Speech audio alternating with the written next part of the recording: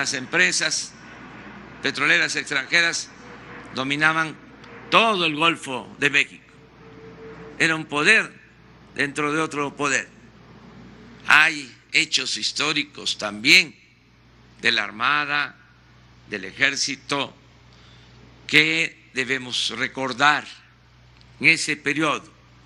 Venustiano Carranza y los constituyentes del 17 deciden que el petróleo es de la nación y empiezan las presiones de las empresas y de los gobiernos extranjeros. Tantas presiones que no se podía ni siquiera hacer la ley reglamentaria del artículo 27 constitucional. No pudo hacerlo ya el presidente Carranza ni el presidente Obregón por las presiones que había. Y siempre amenazaban con invadirnos si México recuperaba el petróleo que Porfirio Díaz había entregado a los extranjeros. Y hay expresiones de marinos destacadísimos que cuidaban los puertos de Veracruz, de Tampico y de militares, diciendo: nos invaden y vamos a prenderle fuego a los pozos petroleros. Y el fuego se va a ver hasta Nueva Orleans. Esa era la respuesta ante la amenaza de intervención en ese entonces.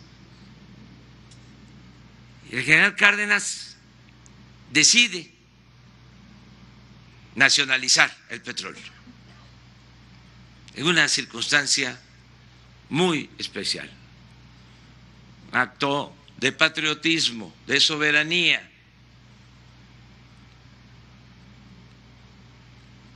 Y en ese entonces ya era presidente de Estados Unidos Franklin Delano Roosevelt, uno de los mejores presidentes, de acuerdo a mi parecer, que ha habido en Estados Unidos, un titán de las libertades, que supo actuar con respeto a la decisión soberana que tomó el general Cárdenas. Tan es así que envía el presidente Roosevelt de embajador a México al que había sido su jefe, al que había estado de secretario de Marina en 1914, a Joseph Daniels. Se convierte en el embajador de Estados Unidos en México y en un aliado del gobierno de México y en un hombre respetuoso de la soberanía de nuestra patria. Por eso se puede consumar la expropiación petrolera. Hay otras circunstancias, pero esto es importante. El general Cárdenas, cuando expropia el petróleo, escribe en su diario de que recordaba el tiempo en que había estado de comandante en el Golfo. Todavía era capitán y había estado de comandante en la zona militar del Golfo con sede en Papantla. Y decía en el 38, escribía en su diario, de que lo visitaba el gobernador de Veracruz, Heriberto Jara, y que platicaban de los abusos que cometían las empresas petroleras extranjeras y que eso lo tenía presente y que eso influyó para tomar esa decisión de expropiar el petróleo. Fíjense cómo es la vida y la historia. El primer secretario de Marina, en 1940, nombrado por el presidente Lázaro Cárdenas, fue Heriberto Jara, primer secretario de Marina. Por eso me da mucho gusto estar aquí y conmemorar esta fecha histórica de el capitán Pedro Baranda. La historia de los Baranda de Campeche es también algo extraordinario, excepcional, porque sus dos hijos también fueron militares, Pedro y Joaquín. Pedro fue gobernador de Campeche, de Tabasco. Los dos participaron en el movimiento de reforma. Los dos lucharon para defender a la patria con o durante la intervención francesa. Y Joaquín fue alrededor de 20 años secretario de Justicia y de Instrucción Pública en el gobierno de Porfirio Díaz. La familia Baranda es una familia de estirpe revolucionaria, de luchadores independentistas. Por eso, repito, me da mucho gusto participar en esta ceremonia. Además, me ejercita la memoria.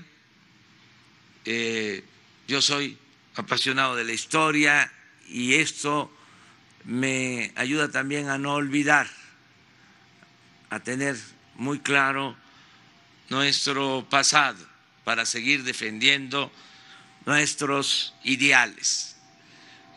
Termino haciendo un reconocimiento muy especial al almirante José Rafael Ojeda Durán, un hombre leal. Celebro que no me equivoqué al nombrarlo secretario de Marina.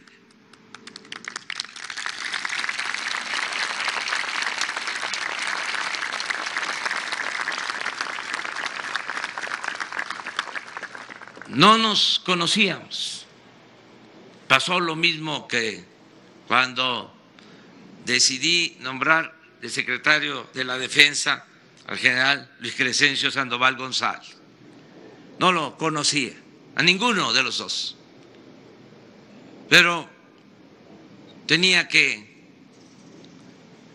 explorar, hacer un trabajo de arqueología, de investigación, saber de dónde venían, quiénes eran, conocer su pasado, su trayectoria. Y estudié sus expedientes para decidir, con la gran ventaja de que pude hacerlo entonces y ahora con absoluta libertad, porque no tengo compromisos con grupos de intereses creados. A mí me eligió el pueblo de México. Mi único amo es el pueblo de México. Soy completamente libre. Solo le tengo que rendir cuentas al pueblo de México.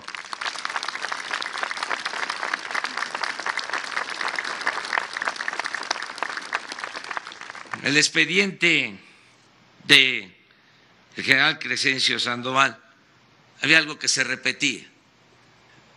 Hice hasta cuestionarios, se repetía, había una constante, incorruptible.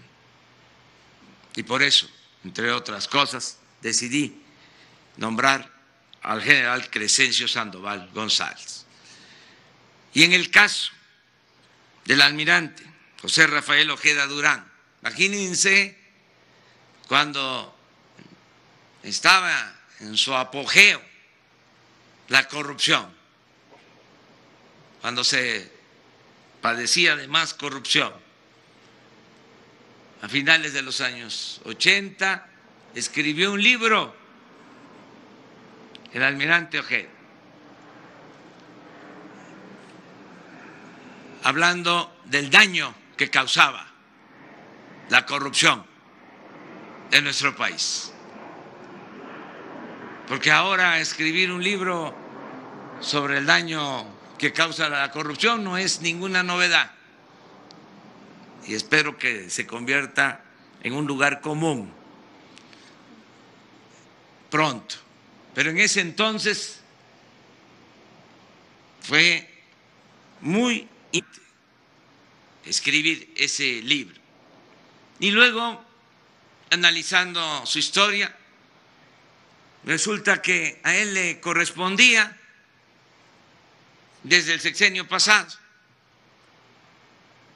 respetando los escalafones, pero por cuestiones que no viene aquí al caso señalar, se le hizo a un lado y se estaba cometiendo una injusticia. Y en las instituciones se tiene que actuar con legalidad, siempre.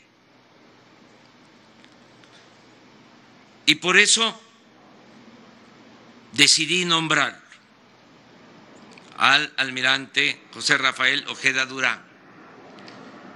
Y ha sido un gran apoyo el que he recibido de el almirante Ojeda.